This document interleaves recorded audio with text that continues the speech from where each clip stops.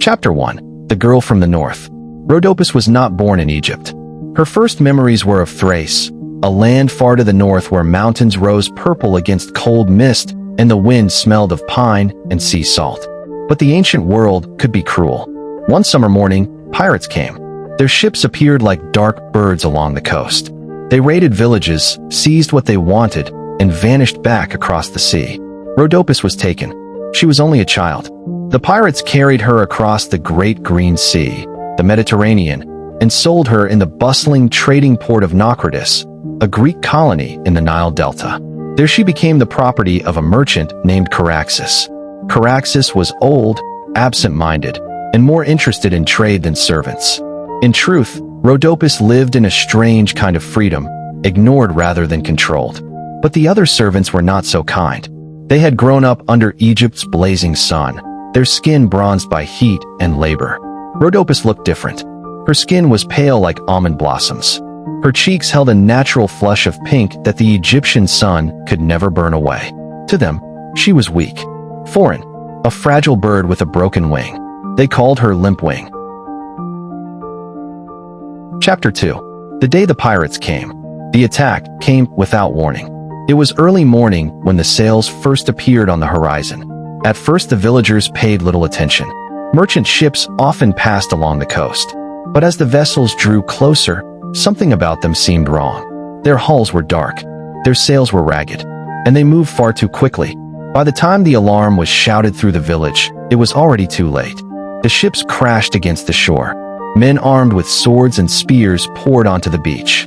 They were pirates. In the ancient Mediterranean, piracy was not rare. Entire crews made their living raiding small coastal settlements, capturing goods and people to sell in distant markets. Villages like Rhodopis's were easy prey. Chaos erupted. Men fought desperately with fishing knives and wooden poles. Women grabbed children and tried to run into the hills. Smoke filled the air as huts caught fire. Rhodopis remembered only fragments of that terrible day: the sound of shouting, the crash of waves, the smell of burning wood. She remembered her mother screaming her name. She remembered a rough hand grabbing her arm. Then darkness. When she awoke, the sea surrounded her. Chapter 3. The Falcon of Horus. But beauty can awaken envy. The other servants watched Rhodopis walk in her golden slippers, and jealousy grew in their hearts like frost. Then one day a royal announcement arrived. The Pharaoh Amasis had declared a grand festival in Memphis, the capital of Egypt. Music, offerings, and celebration would honor the gods. Everyone longed to attend, but the servants made sure Rhodopis would not. They piled her with endless laundry and ordered her to remain behind while they sailed up the Nile in their finest linen. So Rhodopis sat alone beside the river, washing tunics in the cool green water. To keep them dry, she placed her golden slippers on a flat rock nearby. Above her, high in the blue sky, a falcon circled. To the Egyptians, the falcon was sacred. It represented Horus, god of the sky and protector of kings. The bird suddenly dove. Its sharp eyes caught the flash of red gold. With a piercing cry, it swept down like lightning. Before Rhodopis could react, the falcon snatched one slipper in its talons and soared back into the blazing sky. The bird disappeared toward the south. Rhodopis stared after it in shock. Then she began to cry. She was a slave with one shoe, a girl with no country, a dancer with no stage. Chapter 4. The House of Charaxus. Nile was a strange place. It was not purely Egyptian. Greek merchants had settled there generations earlier, turning it into a busy trading hub where goods from many lands changed hands. Wine from Greece, grain from Egypt, ivory from Africa, spices from the East. The streets buzzed with languages Rhodopis had never heard before. Here the pirates sold their captives. Rhodopis stood among them in the marketplace while buyers examined the prisoners like livestock. Eventually, she was purchased by a merchant named Charaxus. Charaxus was an aging trader who dealt in oils, papyrus, and linen cloth. He lived in a comfortable house near the harbor. He was not cruel, but neither was he attentive. To him, Rhodopis was simply another servant added to his household. In many ways, the other servants proved far more difficult than their master. They were women born in the heat of the Nile Delta, accustomed to hard work beneath the blazing sun. When they saw the pale northern girl with rosy cheeks, they laughed. "Look at her," one said. "She is softer than a lotus petal." Another sneered. "A bird with a broken wing." Soon the nicknames spread among them. Limpwing. To them, Rhodopis was a fragile outsider who did not belong. Chapter 5. The Girl Who Danced Alone. The servants made sure Rhodopis received the most exhausting work. She scrubbed stone floors until her knees bled. She carried baskets of papyrus reeds from the riverbanks.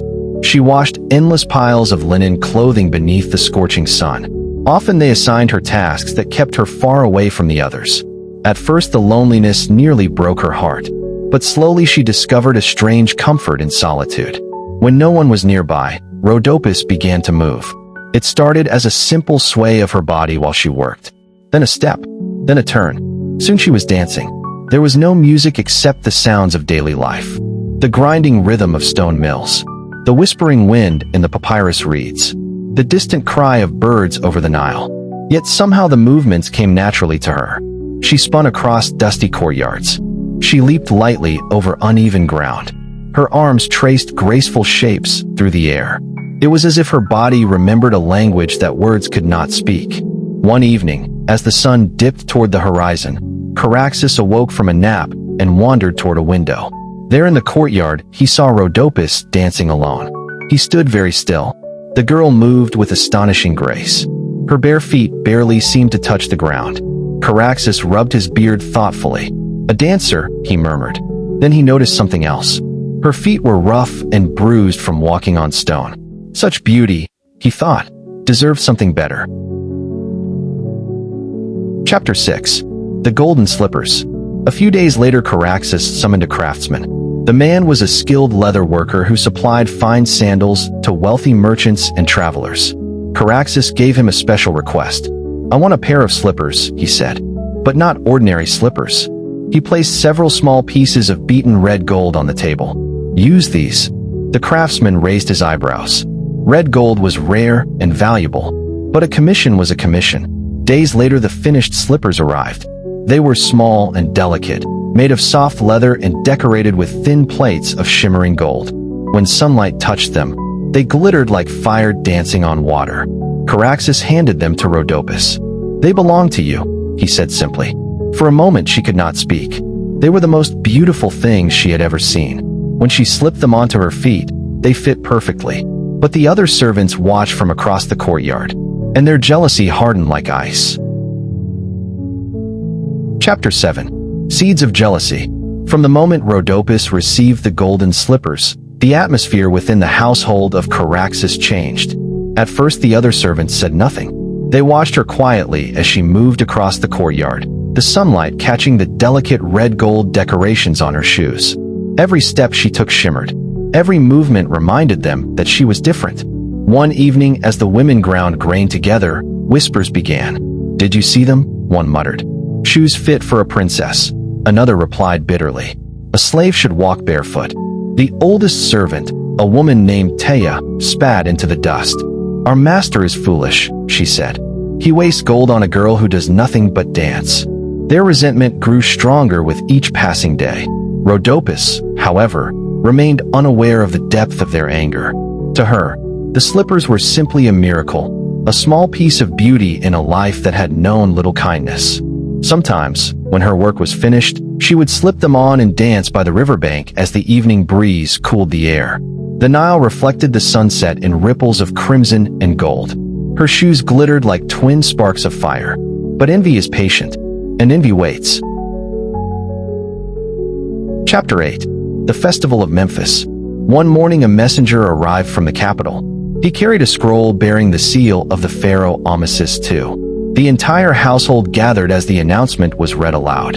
In honor of the gods and the prosperity of Egypt, Pharaoh Amasis invites the people to a grand festival in the holy city of Memphis. The servants gasped in excitement. Festivals in Memphis were legendary. There would be music, dancing, offerings to the gods, and markets overflowing with food and perfume. Caraxus decided that several members of his household would travel upriver to attend. Immediately, the jealous servants saw their opportunity. That night, While Rhodopis slept, they gathered together. "We cannot allow her to go," Theia said. "Imagine her dancing in those golden shoes before everyone. She would steal all attention," another woman muttered. "Then we must keep her here," Theia replied. Their plan was simple. On the morning of the journey, they piled Rhodopis with so much work that she could not possibly leave. Baskets of laundry, jars of water, bundles of papyrus reeds. "Finish all this," Theia said sharply. "Then perhaps you may rest." By the time Rhodopis realized what had happened, the boat carrying the servants had already disappeared along the Nile. She was alone. Chapter 9. The Riverbank. The day was hot and still. Rhodopis walked to the river carrying bundles of linen that needed washing. The Nile stretched wide and green beneath the blazing sky. Palm trees swayed gently along the banks. She knelt beside the water and began her work. Splash, scrub, rinse, over and over. Eventually the sun climbed high overhead, and the heat became almost unbearable. To protect her beautiful slippers from the water, Rhodopis removed them and placed them on a flat stone nearby. They gleamed brightly in the sunlight. For a moment she paused to admire them. "They are the only treasure I possess," she whispered softly. Then she returned to her washing. High above the river, a shadow drifted across the sky. Chapter 10. The Falcon. Far overhead, a falcon circled. To the people of Egypt, the falcon was sacred. It was the living symbol of Horus, the divine protector of kings. The bird's sharp eyes scanned the ground below. Suddenly something flashed, a glimmer of red gold. To the falcon, it looked like the glittering scales of a fish or the glint of a snake. With a piercing cry, the bird folded its wings. It dove. The air whistled around its body as it plunged toward the riverbank. Rhodopis heard the sudden rush of wind. Before she could react, the falcon swept down and snatched one of the golden slippers in its talons. The bird soared upward again in a powerful burst of wings. "No!" Rhodopis cried. She leapt to her feet and reached toward the sky. But the falcon was already climbing higher and higher. Soon it became nothing more than a dark speck against the blazing sun. Then it vanished entirely. Rhodopis sank to her knees beside the river.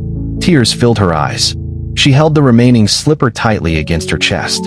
"I have lost everything again," she whispered. But far to the south, destiny was already unfolding. Chapter 11. The Pharaoh's Court.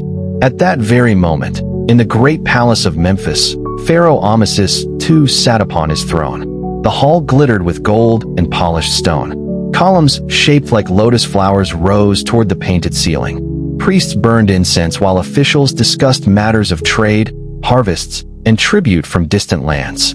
Amasis was known as a wise ruler. He believed strongly in both reason and the will of the gods. As the court session continued, a sudden shadow crossed the floor. A murmur spread through the hall. The falcon had entered through an open window. It circled once above the throne. Then, in a single graceful motion, the bird released the object clutched in its claws. The golden slipper tumbled through the air and landed directly in the pharaoh's lap. Silence filled the chamber. Every person present understood the meaning of such an event. A sacred falcon delivering an object to the pharaoh could only be interpreted as a message from Horus himself. Amasis lifted the tiny slipper. It was clearly made for a woman with a very small foot. The gold shimmered softly in the palace light. "This is no ordinary sign," the pharaoh said slowly. He stood before his court and raised the slipper high. "Horus has spoken." His voice echoed through the hall. "Somewhere in Egypt lives the woman whose foot fits this golden slipper." He paused. "And she shall become the great royal wife of Egypt." Gasps rippled through the crowd. Then the pharaoh issued his command. "Send messengers across the entire Nile Delta. Search every town. Search every village. We will find her." Chapter 12. The search begins. Soon royal barges began traveling along the Nile. Messengers carried the golden slipper from one settlement to another. Women gathered eagerly wherever the boats arrived. Each hoped that she might be the mysterious chosen one. But again and again the slipper failed to fit. Some women's feet were too wide, others too long. Some tried desperately to squeeze their toes into the tiny shoe, but the leather would not bend. Days passed, then weeks. Finally, the royal search reached the busy port city of Naucratis. The messengers stepped onto the docks and began their investigation. They visited houses throughout the city. At last, they arrived at the home of Caraxes. The jealous servants hurried forward eagerly. One by one, they tried to force their feet into the golden slipper. None succeeded. As the officials prepared to leave, the lead messenger noticed something unusual. A flash of pale skin in the shadows of a doorway. Rosy cheeks. He pointed. "You there. Step forward." Slowly, nervously, Rhodopis emerged.